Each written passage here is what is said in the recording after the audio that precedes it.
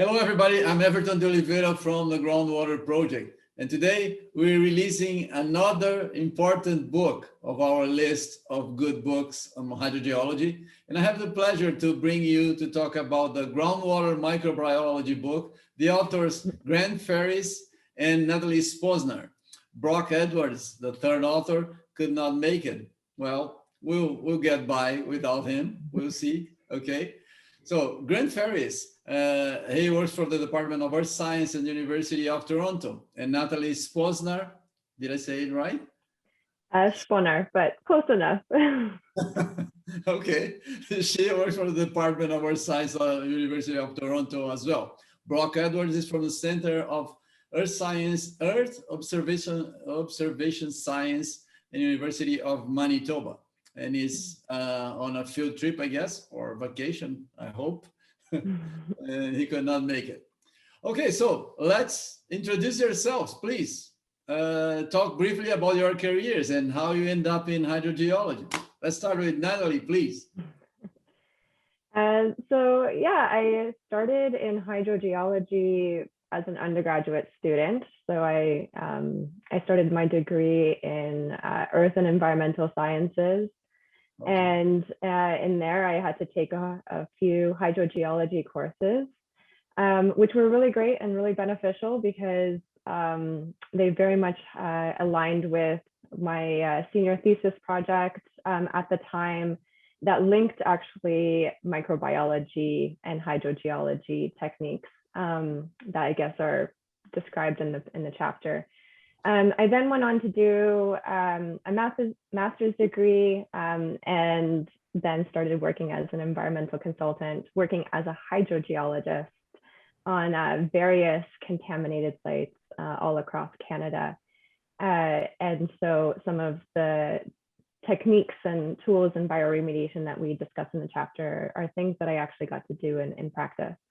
And so I did that for about 5 years and then decided to come back to the academic world to pursue a PhD, which I'm currently finishing up at the University of Toronto. Oh, that's very good. Thank you very much. You, Grant, please. How do you end up in hydrogeology? You might not want to hear.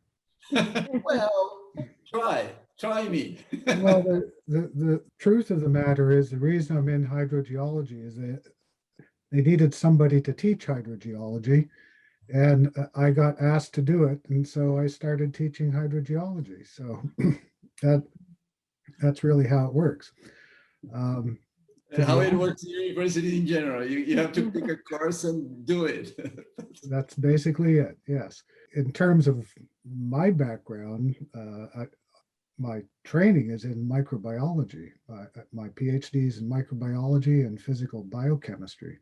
And then I moved more into a field that I would describe as microbial geochemistry. And that's where I've been active for many years. But some of the work we do has always been linked to groundwater systems. And initially hydrothermal systems. I did a lot of work in hot spring environments and more recently in groundwater systems. So that's probably why I ended up being asked to teach hydrogeology. Well, I have an experience when I took my PhD in Waterloo with Jim Barker, and I started my literature review in microbiology. I really missed your book by then. That would be so helpful. I had to study microbiology, and I'm a geologist. For me, it was a wild new thing to learn. And of course, as later on, I was a professor as well. Professors change their mind halfway, and students have to follow. You don't have to agree, please, Natalie. I know you're still on your PhD. And then I end up not using all the microbiology I study. I was just doing physics, dissolution and solvents and things like that. But I really missed your book by then. Very good. So microbiology for hydrogeologists, for beginners or those like me by then who had no clue what this is about. Why is it important? Is it important? Of course it is. It's probably one of the most important things about hydrogeology from the standpoint of groundwater chemical composition, groundwater quality, the persistence or degradation of contaminants, whether they be organic or inorganic, and of course, many other aspects that we really didn't get into too much in the chapter, but that relate to oil and gas formation, formation of ore deposits, as well as oil gas production and mining. Like it's an incredibly important topic that is often overlooked. But the most important thing to remember, I think, about microbiology is essentially anywhere that you're going to find liquid water, you're more than likely going to find microbial life. And that's just the way things are. Nature has had somewhere around 4 billion years to figure everything out. And so microbial life forms have learned to exploit just about every possible environment or habitat that is available to them on this planet. And of course, that includes groundwater systems. Very good. You, Natalie, you had experience in the field. What do you say?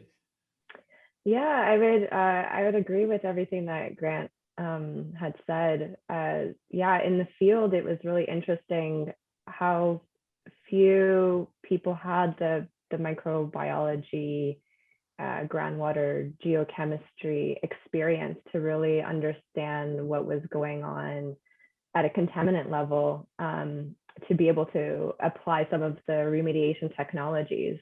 And so, you have these amazing hydrogeologists doing amazing modeling for these groundwater systems, but just don't have the technical background in microbiology. And so I definitely agree that there's very complementary information that can be shared amongst the strong physical hydrogeologists, as well as the microbial geochemists as well. Yeah, well, I totally agree. Couldn't agree more. Yes, your book has a good introduction to the theme. Could you comment on the structure of the book? How was it devised, and what was the aim of the structure that you presented in a book? Well, I think the first thing that came to mind when we were initially approached by John Cherry to contribute was that we didn't want to put together a book that was in the traditional vein of either microbiology or hydrogeology. And so I've always thought and approached my teaching in this manner that it's important to appreciate links between different disciplines.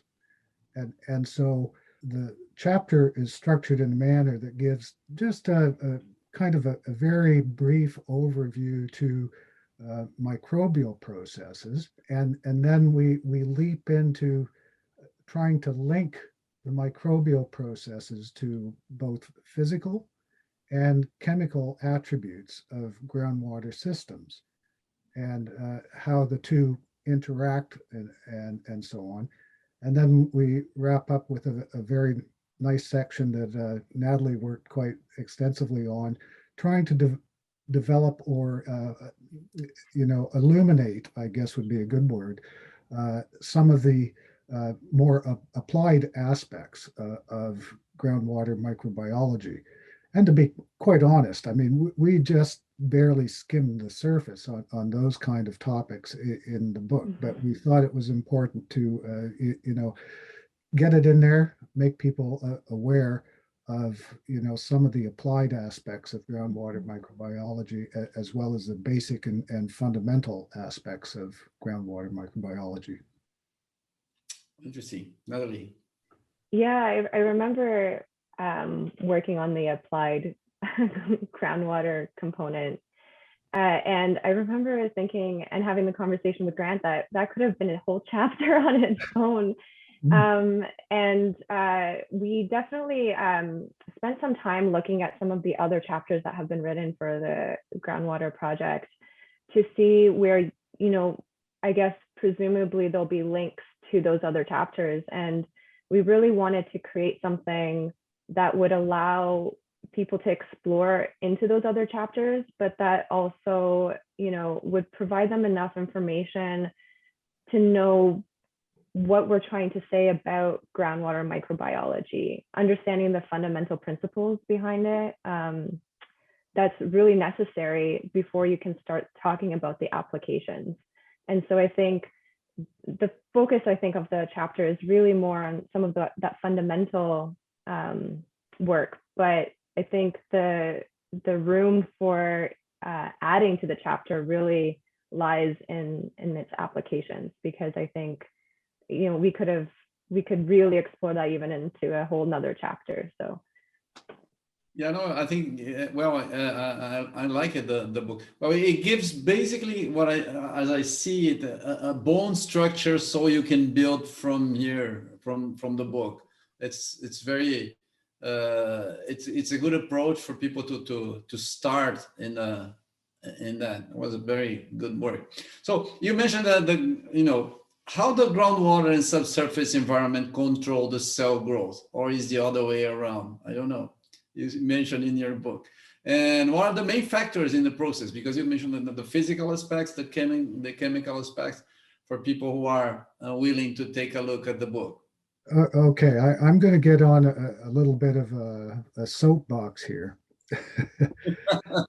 Okay.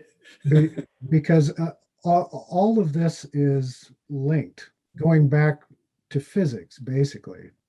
And the most important concept, I think, that flows through everything that we do as microbiologists, microbial geochemists, hydrogeologists, whatever, it is the idea of energy flow and how gradients of specific energy in particular, that's what I'm thinking about, make everything work. And the whole idea of gradients in specific energy, whether that be gradients in free energy, in chemical reactions, or gradients in hydraulic head or pressure, there's just a couple of constants, you know, between those two things. It's all about trying to find these basic principles that link everything together and provide a unifying base to everything. So that was one of the things that we were really trying to emphasize through the chapter. You want to add something? Yeah, no, I think Grant said it really well.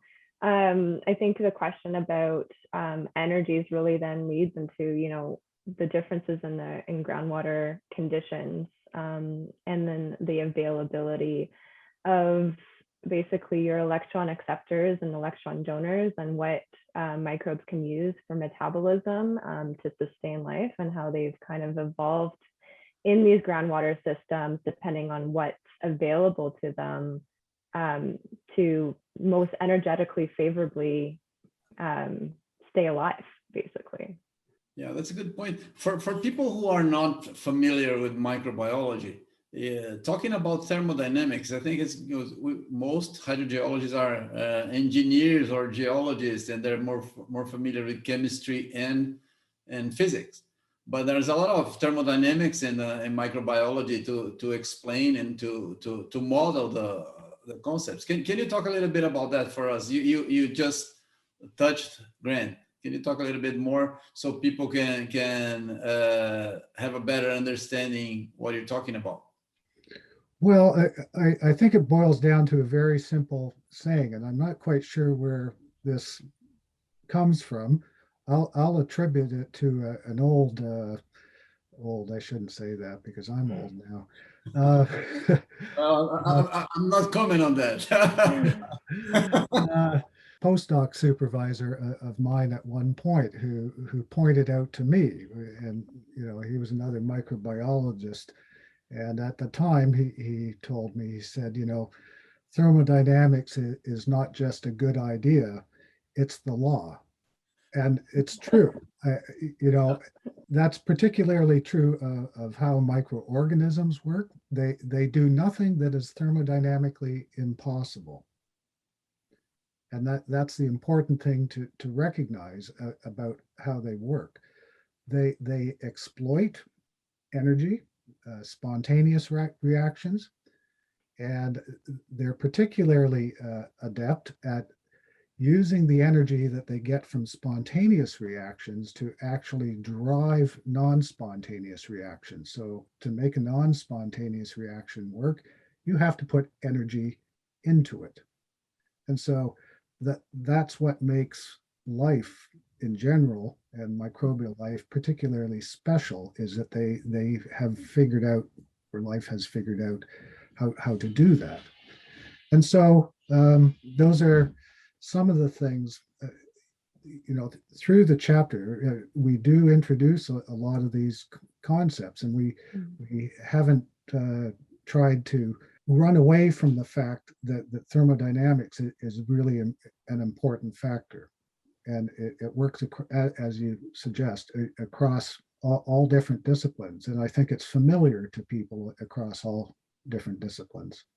Yeah, I don't really have much more to add to that. I think that was pretty well. I asked that because when I started studying long ago, this, yeah, that was, for me, that was so interesting, because when you think about thermodynamics, because it's something familiar to someone who's not a biologist, then just opens all the possibilities, because then you start understanding what happens, and then you can go back to the microbes and understand things, and you can put some equations and get some results from there.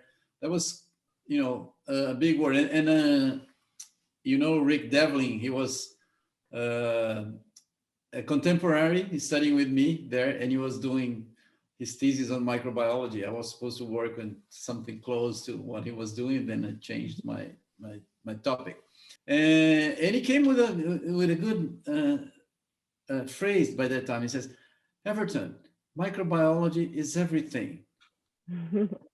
You cannot do hydrogeology without microbiology," because he was so correct, right? He was so correct. So your book shows that. I like the book because it shows clearly. Oh, it's in there. You have to see.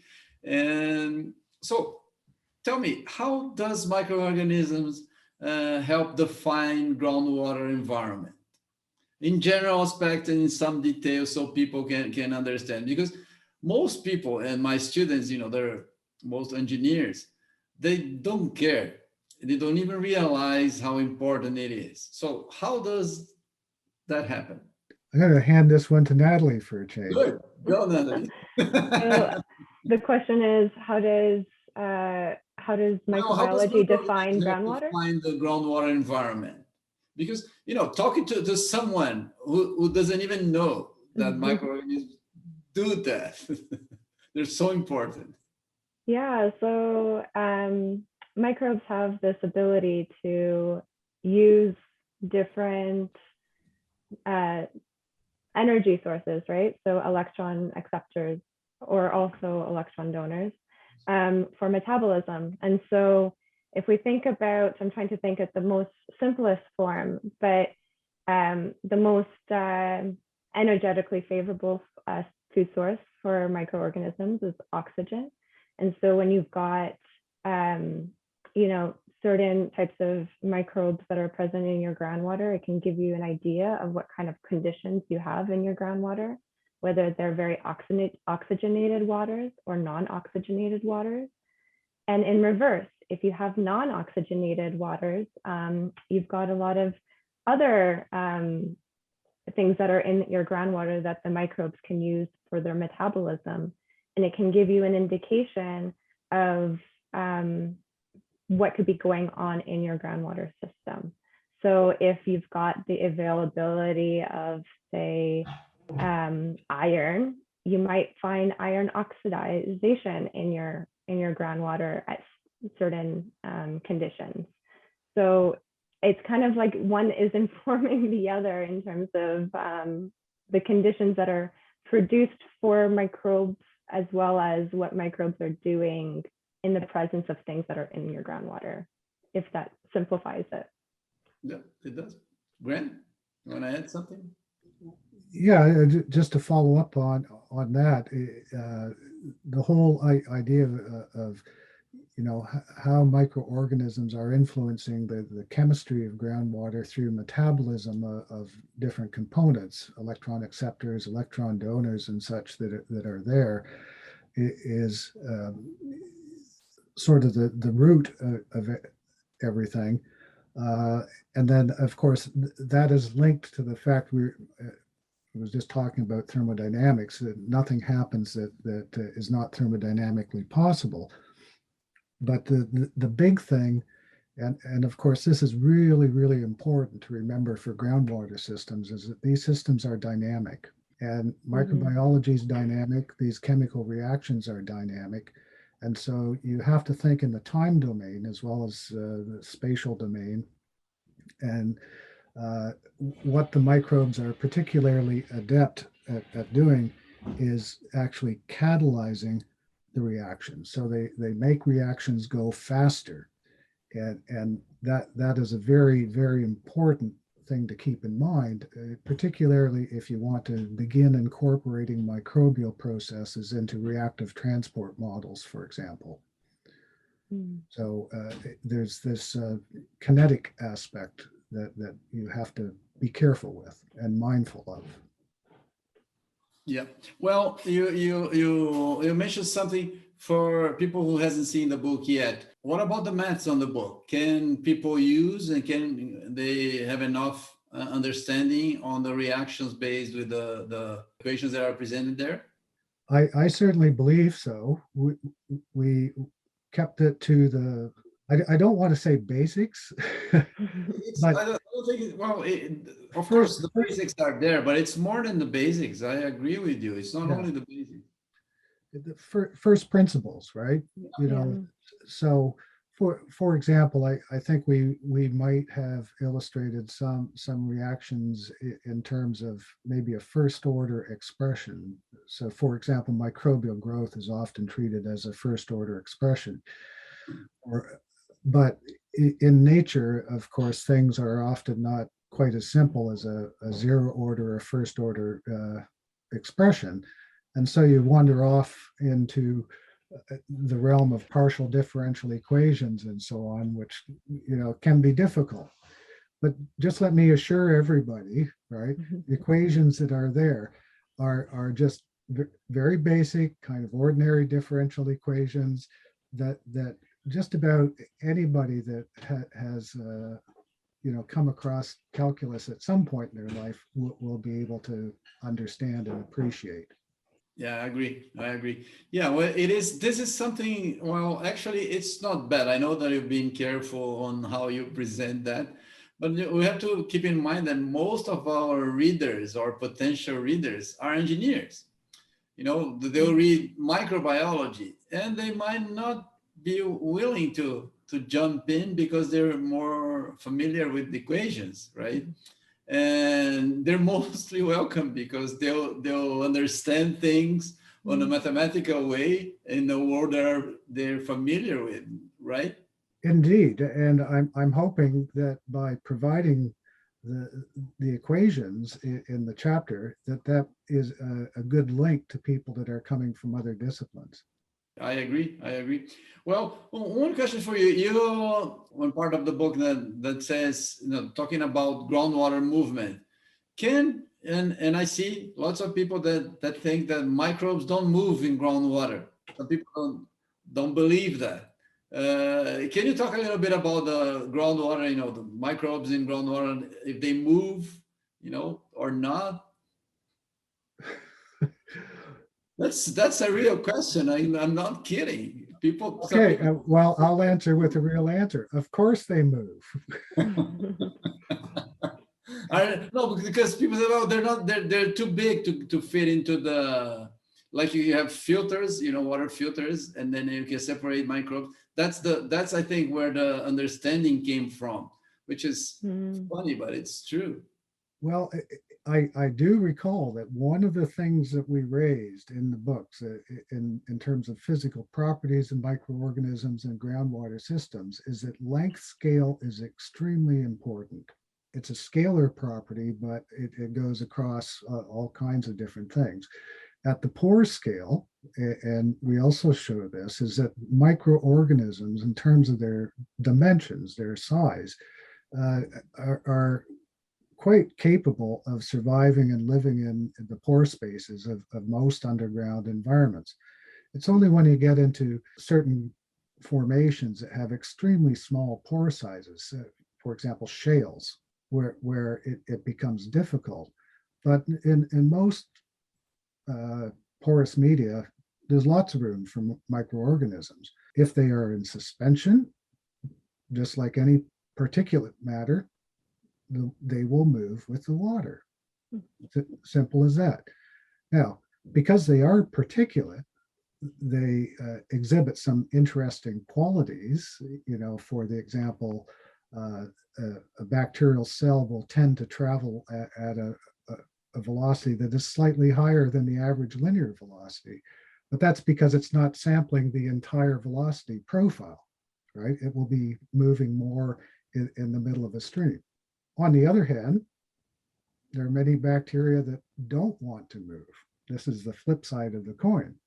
And so they have figured out ways just to glue themselves to the inside of pore spaces, and there they sit, and they're happy. That's their home, basically, until they start starving or something, and they go, "Oh, it's time to get out of here," and then they'll detach and off they go. So yes, of course they move.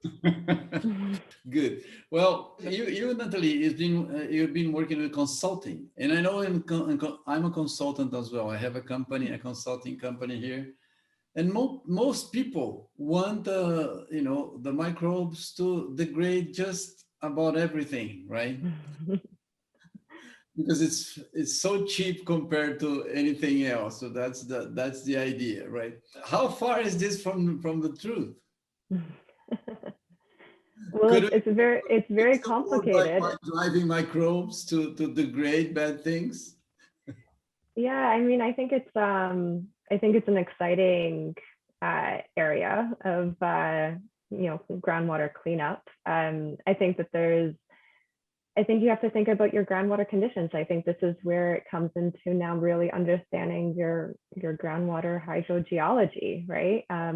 Are your groundwater conditions conducive enough to clean up your contaminant of concern? Do you have the right microbial community in your natural environment to clean up your contaminant of concern?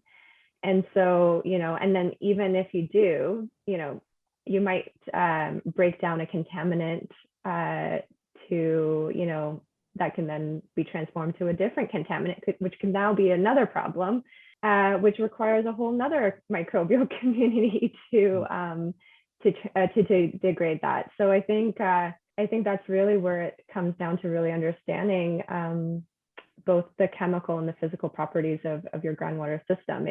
You can use it as an efficient tool, but also you have to think about whether your conditions are conducive for doing that.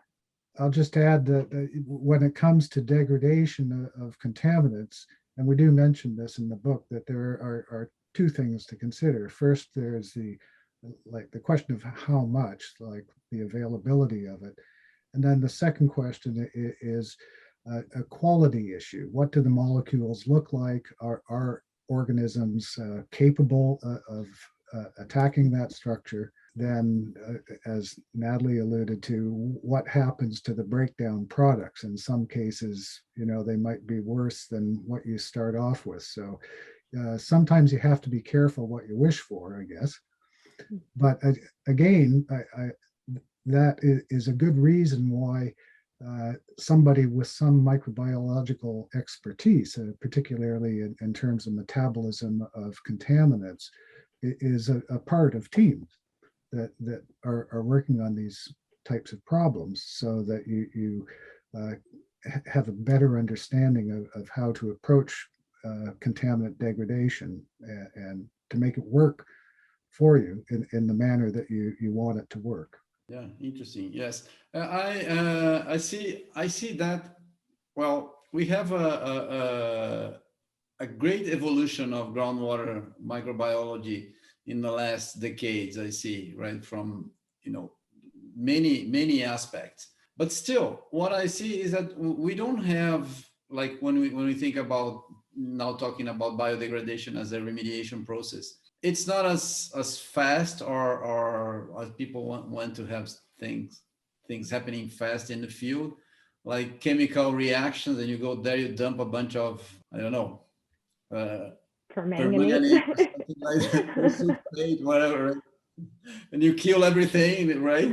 My point is, I see, and I'm very optimistic. I'm a true believer in that microbiology is a good way to go. How do you see the future for that in remediation?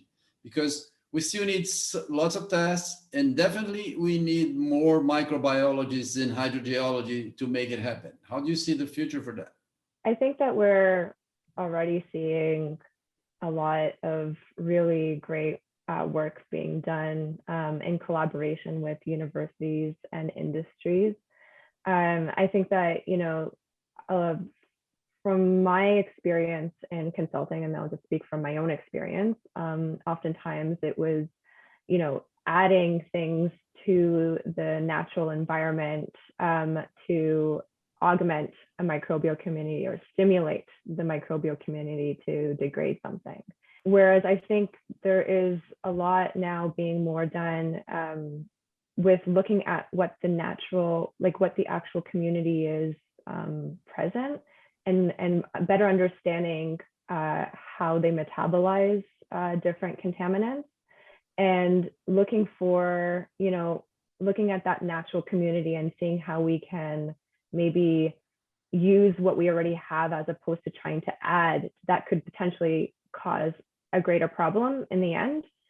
So I think, we're definitely seeing that here at the University of Toronto and in the chemical engineering department. I know that, other universities as well are, doing that kind of work, and they're making these, these microbial communities and commercializing on that, right? So I think that there is quite a lot of nice overlap happening, and new tools. But I mean, there's a chapter on stable isotope geochemistry in the groundwater project, using tools that can then, help you understand how the microbial community is degrading it and what rate, so that we can get an idea of how long it's going to take to degrade a contaminant. And so I definitely think that there's, we're already seeing it. And I feel pretty optimistic that now with more cross-disciplinary fields, especially in hydrogeology, we're allowing for that conversation to happen to create these better tools and these better remediation techniques. So I'm pretty optimistic. Agree. You, Grant? I was just going to add that I think sometimes less is more, and Natalie's sort of getting to this. If you understand what the natural populations are doing, sometimes the most economical approach and the most feasible approach is to actually invest in a really good monitoring program to make sure that the natural bugs are doing what they just do naturally. So for example, confirmation that your plume is stationary or maybe even receding over time and not advancing. Documentation of degradation products showing up in the stream. So these are all tied into, again, having good monitoring programs, good groundwater sampling programs in place, and analyzing for appropriate compounds, isotopes, or whatever. Certainly, if you start getting into active remediation issues, things start getting much more expensive and maybe not as effective. So yeah, just be careful. Yeah, sometimes less is more. Well, yeah, I agree with you. When biodegradation started, they used to call they used to call it do nothing approach. You remember that? Like, let it go and God will do it for us, something like that. And then they thought, no, this name is, that doesn't do well, do nothing approach. It's not very good. So they start changing things and, monitor natural attenuation and things like that. But still, what I still think that many people, since they don't understand very well, it's just like living there. It's still hanging to the do nothing approach. And we have a low, a huge field of microbiology that can be used more effectively into that. Okay. So guys, again, I really enjoyed the book. It's a great reading. I recommend to the readers. And I'd like you to put a final statement, a good word for people to join the Groundwater Project. Lots of people will translate your book. I anticipate you that we have many people interested in the book without even being published. So it's going to go in several languages, which is very good, very welcome. So please put a good word to the viewers and recommend them to your book, please. I'm going to put in my good word by saying this. When I was first approached again by John Cherry to do this, I kind of scratched my head because I didn't know if I would be able to make a good contribution. And I had talked to Natalie in the department, and she's been working, as you know, in hydrogeology for a long time. And she said, you should really do it because microbiology is really important to hydrogeology. And I think you would put together a good chapter that would speak to hydrogeologists because you've been teaching it for so many years. And so I'm going to blame Natalie.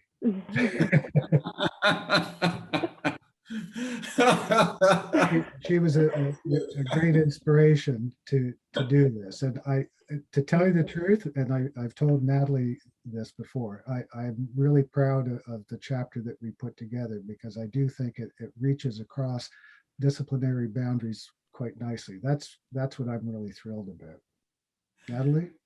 Yeah, I remember that day we were teaching the field hydrogeology course, and of course we had some really great iron oxidation going on in our groundwater system, and but yeah, I think that for me what this chapter does is that I think it's very important, and it's important for not just the student or the hydrogeologist or the engineer or the practicing, hydrogeologist that wants to better understand bioremediation. I think it kind of goes from, your fundamentals that are, maybe more heavier on your theory, but then also to a very simple, I think, view, or we at least tried to provide a more simple view of how it can be really applied. And I think it's growing, right? This chapter it's not going to end here. It's going to keep going. And we hope that, if you read the chapter and you want to add to the chapter, to, I guess, reach out to the Groundwater Project, because I think that's really what we wanted to do with this chapter, is to kind of, set people in the right direction and for it to be an evolving piece.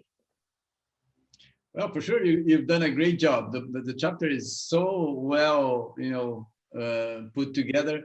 For me, it was a pleasure to read your book, because when you learn from papers is another story, because it's patched here and there, and then you have a good organization of ideas. It's much easier for someone who wants to learn the basics, or someone who's already in the field and wants to see the whole thing put together. It's very well done. Thank you, guys. I hope your book's a success. It's already there, and we'll make our effort to put your book in several languages and bring microbiology to the larger community. Thank you very much, guys. Well, nice job. we'd like to thank the Groundwater Project too, because both of us firmly believe that this is a really wonderful idea, and we're so happy that we were able to contribute. Thank you Yeah, very much. I agree. Thank you. And thank Brock. Okay. Thank you guys. Okay. Thanks. Bye.